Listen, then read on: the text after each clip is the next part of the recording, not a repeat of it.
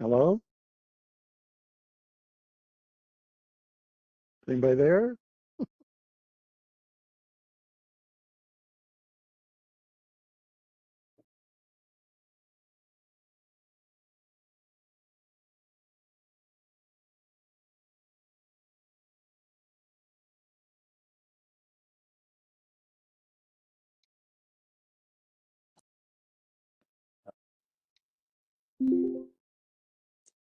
Hello? Can you hear us now, Scott?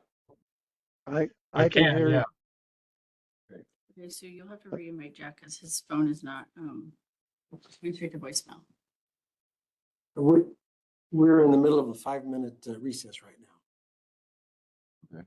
Okay. Those who can I'm hear me. I'm here. I can't get in anyway but by phone. So I'm just going Jack appears, you can just note it. Run.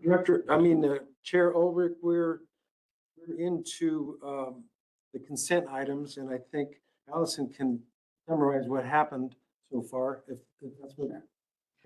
We'll go back to public comment just since we have all of our participants now. But we did do consent items 6, 7, and 8. There was a motion made by Director Quillisi and it was seconded by Director Kentosh. And then it was passed by a roll call vote. Jack was not present for that vote. And then also Bill Ulrich was not present for that vote. So, sorry. Can I ask a question? Of course. Sick. Yeah, I've been called worse, as they say. 6, 7, and 8. Is that? I'm looking through my agenda right now. I'm just getting there. Is that the check review? Yes. It's 8. Item 8. One of the things that's 8. Okay, so one of the ones I was looking at was 71,850, which went to some concerned environmental something or other. Can you tell me what that was? It's $6,000. Sure. So Crew does a runda clearing for us down at the treatment plant and in some easements. So it was likely some sort of weed abatement or a runda removal. Okay, all right. I just didn't recognize the group. Yeah. And then there was a 71,930, which went to the Catholic Archdiocese in Ventura. What was that for? It was a small amount. I just was curious. Yeah, we're doing commercial fixture unit counts. And so if there's any adjustment downward to their commercial count that results in the need for less capacity, we are required to refund them any overpayment and sewer service charges that correspond with that capacity. Okay, so that would be tied to a church in Ojai or the Villanova High School, is that? Correct. It could be a Catholic church or Villanova School. Both, we've done almost this whole section of Ojai recently, so it could be any of those things. Okay, that makes sense. Thank you very much. It does. If they move downward, it's one less. If they go upwards, they have to purchase capacity, and then we charge them for the yeah, if there's any adjustment. Okay, thank you, Allison, for letting me know. I think at this point we're ready to resume the agenda at item 9. We recommend public comments. Yeah, let's just to make sure no one had public. Yeah. Does anyone in attendance have anything to discuss for items that are not on the agenda tonight? Any of the public? Okay, I hear none. So at that point, we are now ready to move on with item 9. Action item, audit representation letter to Fetcher and Company, certified public accountant. Allison, what is? Yes, so we have Scott Fetcher, principal and owner of Fetcher & Co. They've done our audit for quite a few years now. We are in the first year of a 3-year renewal. That was a contract was executed in April of 2025.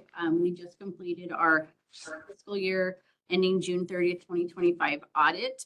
They were on site the last week of September, doing all of their field work. Scott and his amazing team. And we received the first draft audit of the financials towards the end of October. And then Scott will present, which is in your packet, information regarding the final draft of the audit, which includes all of the appropriate narrative regarding the financials and position of the district. And he has a slideshow available for you, which will also be made part of the administrative record after. All right. As far as item 9 goes, do we require a motion and a second? Item 9 is the representation letter that goes with the audit that basically is certifying that we have provided to the best of our ability everything that is true, honest, that we have put forth the financials and abided by all accounting practices, and they're outlined here. So we do need a motion and a second in order to execute the letter. All right. I'll entertain a motion. Item 9, I'll move approve item 9. Also, I can. Okay, we have a motion and a second for approval.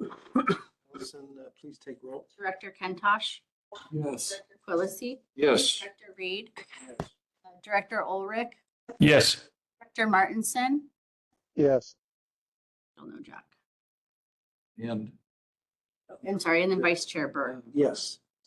We're all off rhythm today. aren't we? It's all right. We're getting through it. All right, moving on to item 10, C.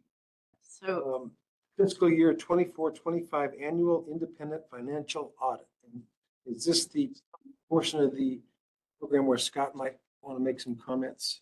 this is the portion where Scott Becker will present his slideshow and give a summary about essentially the district's audit, its financial position, and then you'll have the opportunity to ask any questions of him. Okay. Review the audit. Can, All right, can you see, Scott. can you see my screen? Yes. Okay. Well, thank you for having me tonight. And it's Scott German. Craig Sorry. Fetcher. Craig I think I've done Fetcher- this multiple times. I'm sorry. No, this is the first time you've ever done it. That's why I was surprised. I'm telling you, I'm so off my rhythm. It's something in the air tonight. It's okay. It started off haphazard. Sorry about that. So first, we're going to start off with some things that we're required to tell you by professional standards. What's an audit? An audit is just basically us coming in and reviewing the records, performing tests to verify that the financial statements present fairly the financial position and results of operation for the district. An audit only provides reasonable assurance, not absolute. So, remember, we're not looking for nickels and dimes. There is a materiality limit that we use. Materiality is defined as what a reasonable person would affect a reasonable person's judgment. So that we aren't looking for those little pennies. Board and management are equally responsible for the fair and accurate financial reporting and establishing the systems and policies to achieve that goal. So specifically, the board's responsible for approving appropriate accounting policies, financial statement presentation and accuracy, active monitoring of the system of internal controls. Something you did tonight is actively monitoring the system of internal controls. You approved the disbursements. Board's responsibility include alerting the auditors if they believe that issues may not be properly disclosed, such as legal matters, environmental matters, operational matters. These are things that you folks would hear and know about and make as part of your review of the financial statements. If you don't see those things disclosed and discussed, it'd be incumbent upon you to let us know. Accounting policies are determined by management and define how the numbers are calculated. They're all summarized in note 2. Summarizes financial statement presentation of certain balances, outlines policies used for estimates and selecting accounting treatment when there's various options. Our responsibility is we're responsible for forming an opinion based on what we see. We want to know if the financial statements present fairly in all material respects and under government or generally accepted accounting principles. Engaging us as auditors does not relieve you folks of your responsibilities. So, it's like I said, it's incumbent upon you to let us know if you see anything that doesn't jive with what you know. Difficulties encountered, none. Disagreements with management, none. Corrected misstatements, no errors corrected this year. We had some recorded adjustments, but those were either found by staff. When we come out, there's still some closing information that's coming in. So, for example, additional accounts payable will come in, and those things adjust the books back at June 30th. And then there's some information that is just difficult to record, pension and OPEB. The staff gathers the information, gives it to us, and we work with them to get it into the financial statements. Consultations with other accountants, none. And findings and other issues, none. Other matters, none. Overall, it was a pretty good year. Independent auditors report. Now let's get into the meat of this thing. Clean opinion on the financial statements and notes. We audited using generally accepted auditing standards. The options you folks have are GAS, general accepted auditing standards, Yellow Book standards, and then single audit if you have federal funds, which now will be over, if you expend over $1 million of federal funds in a year, you'd be subject to that single audit. The Yellow Book and single audit just impose a lot more work, a lot more testing requirements, and some very specific testing requirements. Statement of net position, this is the balance sheet. It provides indication of stability over time, includes all long-term assets and liabilities. Scott, excuse me just for a moment. Yep. I think we have a director who had a question that may pertain to this part of the. Okay. A couple of charts back, you spoke of expending federal funds over $1 million. Yeah. Requiring a single audit. Does Yes. that also apply to reimbursement of our expenses? What we have done. No, so what's happened already in the past, we've already audited those years. So that's all taken care of. What it is they want to see the year that you expend the money. So, for example, you get a grant for $10 million on August 1st. In that fiscal year, you spend $750,000. You are not subject to a single audit. If you go the next year and you spend $999,000, you're not subject. The year after that, so if you went all out, even though you've got a large grant that sounds like it would be required, unless you spend that amount in your fiscal year, you are not required to do the single audit. Okay. In this case, though, we spent the money ahead of time. It was Yeah, our money. It's the year that it's spent that it's a problem, or that it's an issue, and we would have done that in those previous years. That wasn't federal money we were spending at the time. That's correct. And what we got, Allison and the team worked to get us clarification from the funding folks from with FEMA, explaining that you didn't need to do the single audit. We did do Yellow Book. We audited to Yellow Book standards for that year because you did receive federal funding that was significant. Okay, thank you. Okay, Scott, please proceed.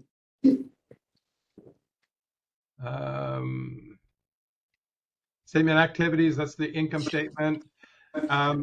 Instead of presenting expenses in a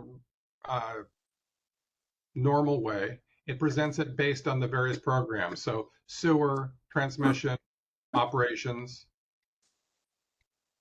Statement of cash flows. This shows where the cash was received and spent and acts as a bridge between the two statements.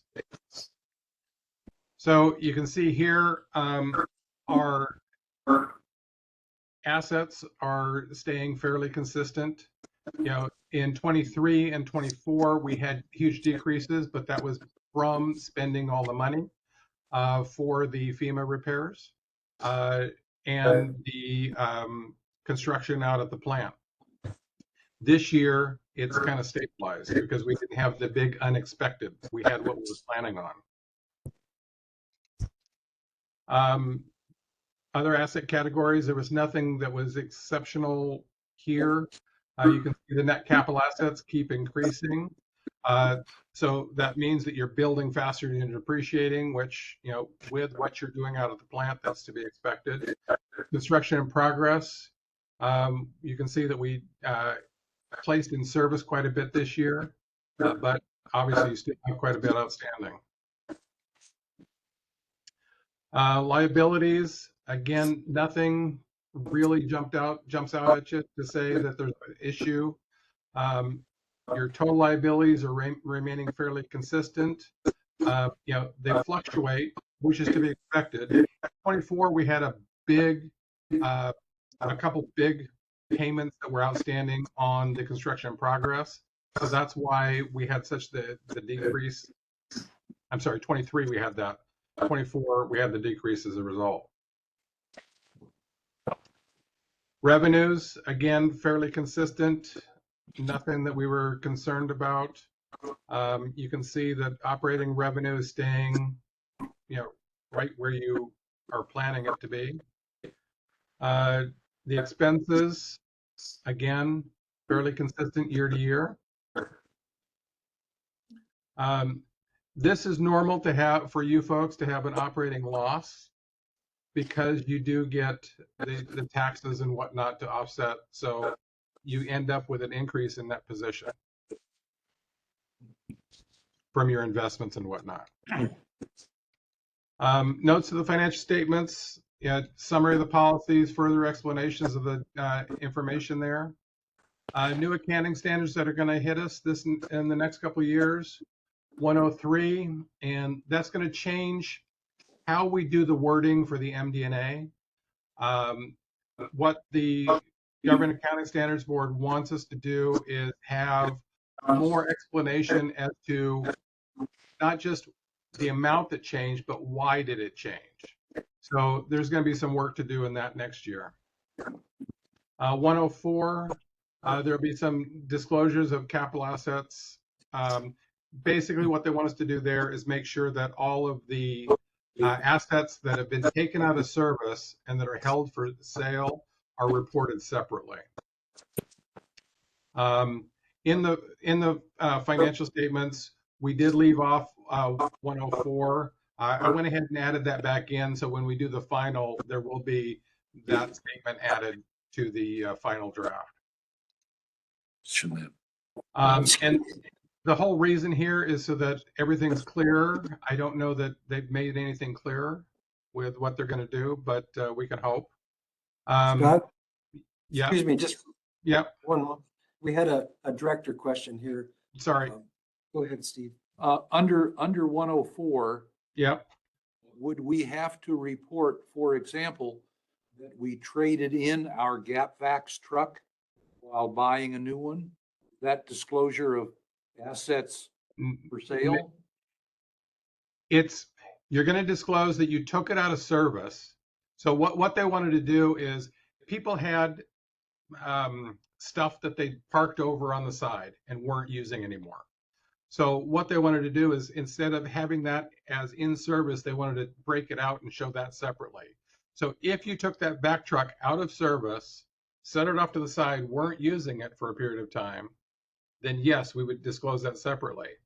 If you trade it in, get a new one, we're going to show the disposal and the acquisition. So we would in effect show it broad that way.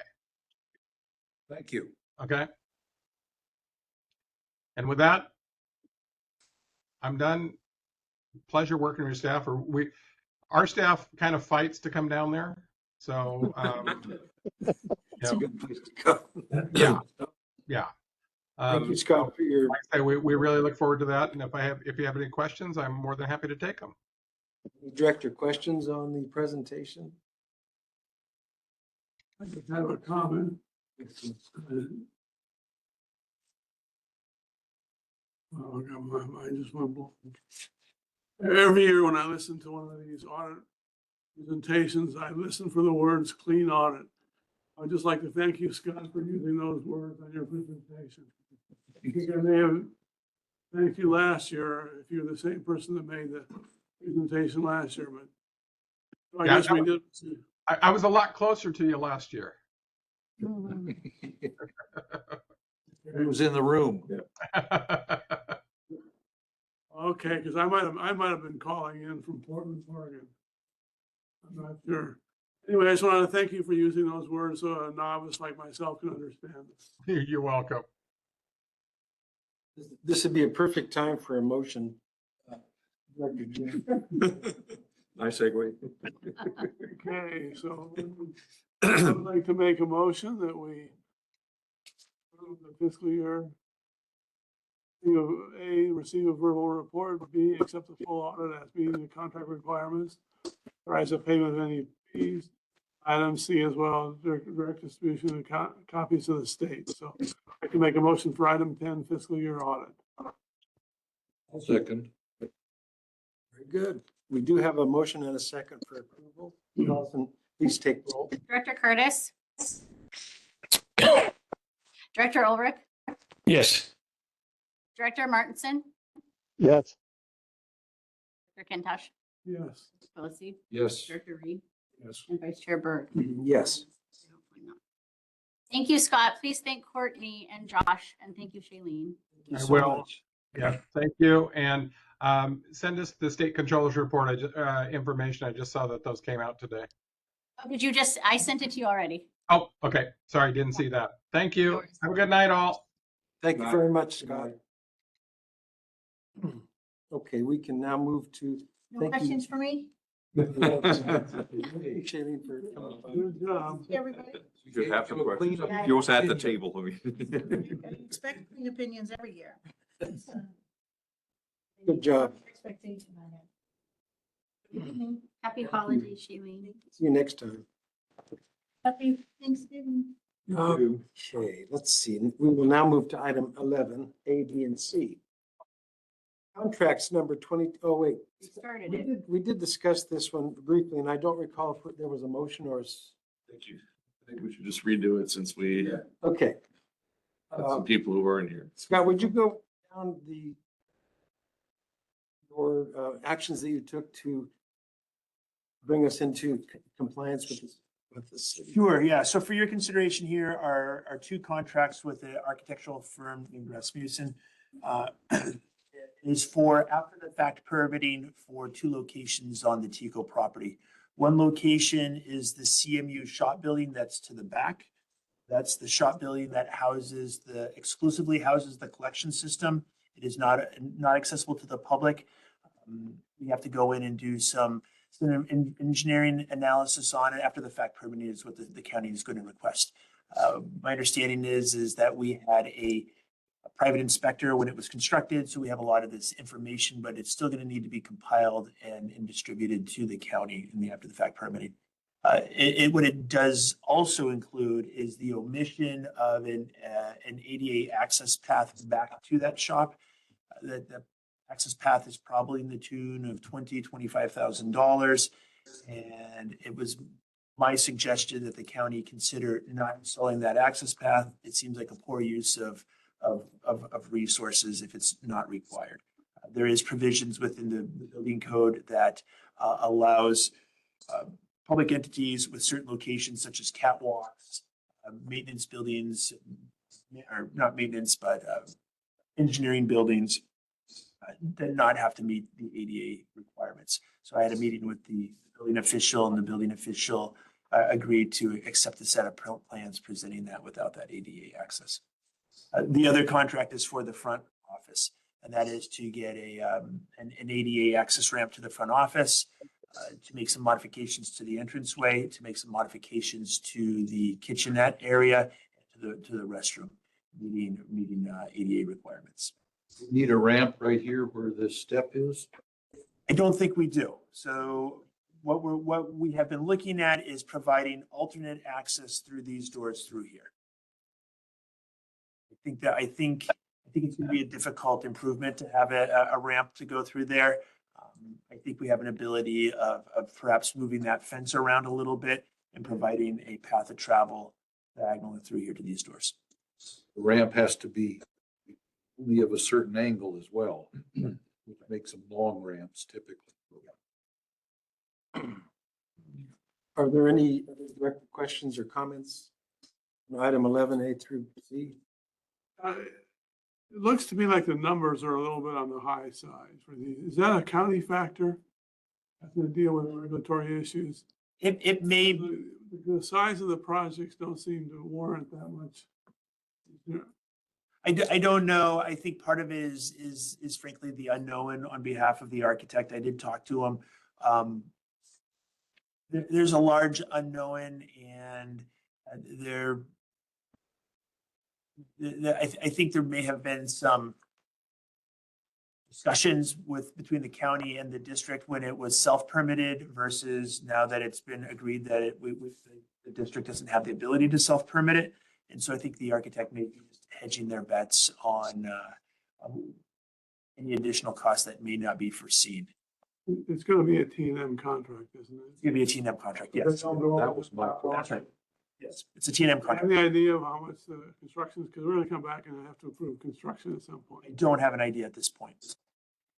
Curious. This is mostly permitting already completed construction. It's going to be permitting already completed construction for the CMU shop building. It is going to require construction in the front. So there's going to be a required new ramp in the front, changing the ramp or the stairs. There's going to be a change of the security glass in the front. There's going to be a change of the kitchenette area in the front, the door through the security glass. There'll be construction in the front. Okay, I'm good. item 11A, B, and C. We have a motion here. We'll entertain a motion from the directors. Well, I'll move for approving items 11A through C. Second it. Okay, we do have a motion and a second for approval. Awesome. Take roll. Director Cox, I think he heard. Any symbolism of like? No, okay. Director Martinson, Yes. Director Ulrich, Yes. Director Kentosh, Yes. Director Quillisi, Yes. Director Reed, Yes. and Vice Chair Berg. Yes. Okay, thank you. I have a question for Allison. Do we approve item 9?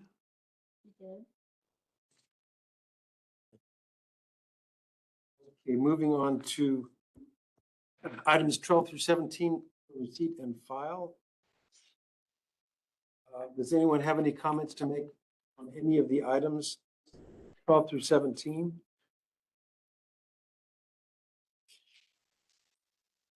Okay. I would just like to say I had questions on 14 and 16, which I sent forward to the general manager and the assistant general manager, copied the chair on it, and I got back very satisfactory and complete responses. Thank you. Thank you. As usual. Yes. Good, thank you, very complete. Item 18, are there any comments from board members? Any board member discussion or comments that are not on the agenda? Okay, general manager. Yeah, I've got a few. I want to let everybody or let the board know and the public know that our information systems technology administrator started work today. His name is Dan. Dan, is that you that's online? It may be. So we're excited to have him.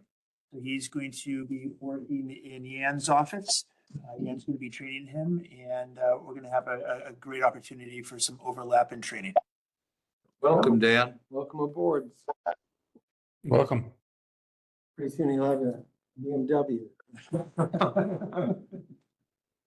I also want to give a shout out to the treatment plant and the collection system teams. I don't know that if the board knows this, but we received over eight inches of rain last week.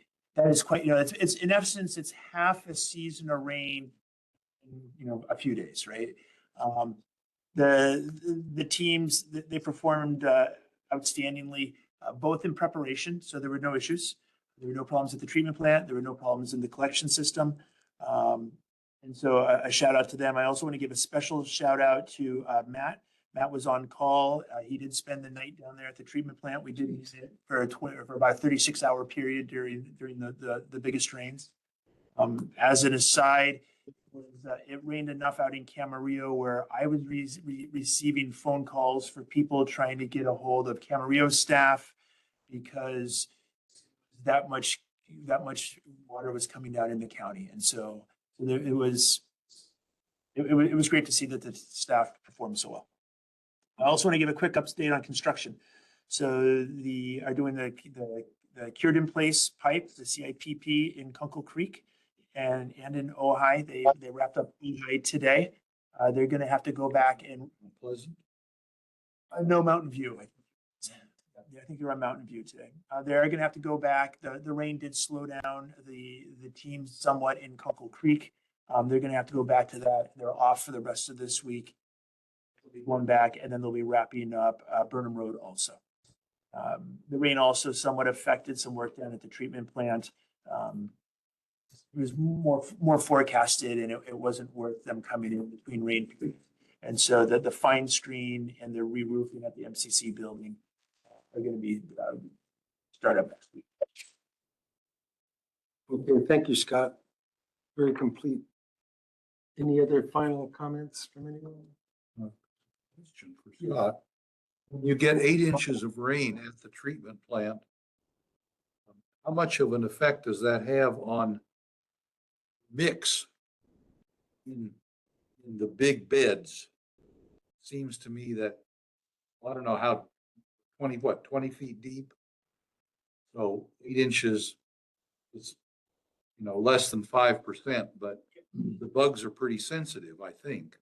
Yeah, and I think the answer is the amount of rain is more a function of how saturated the ground is, right? So there is some INI that comes into the system, and when the ground is super saturated, that INI increases. I also think that there are some areas where people may use their cleanouts to drain ponded water in their yards. Not supposed to be, but we do see that was as there's more rain throughout the season, the INI numbers the flow tends to increase. And what I don't see is increase of flow early in the season. So what that tells me is it's not coming from illicitly connected ground spouts or illicitly connected hardscape areas where it would run right into it, because that would occur on the first rain of the year or the last rain of the year. What we do see is constant increase as things become saturated. That affects us. It affects the flow. Regarding the bugs, it's more a case of the flow that goes through it. If it comes through too fast, the velocity increases and the bugs will get washed out. And so we're trying to keep it down to a certain velocity. What that velocity is, I don't know. But Bradshaw knows. Bradshaw knows, absolutely. I don't know. I'm guessing it's in the 5 to 6 million gallons a day range as an instantaneous speed is probably when it starts to mobilize the bugs out. But that's just a guess. The filters can handle 6.8. Yeah. Very good, thank you. We will now call the Board of Directors meeting, I'm sorry, the Ohio Valley Sanitary District meeting, general session to a close at 7 o'clock. Night, everybody. Are we? Good night.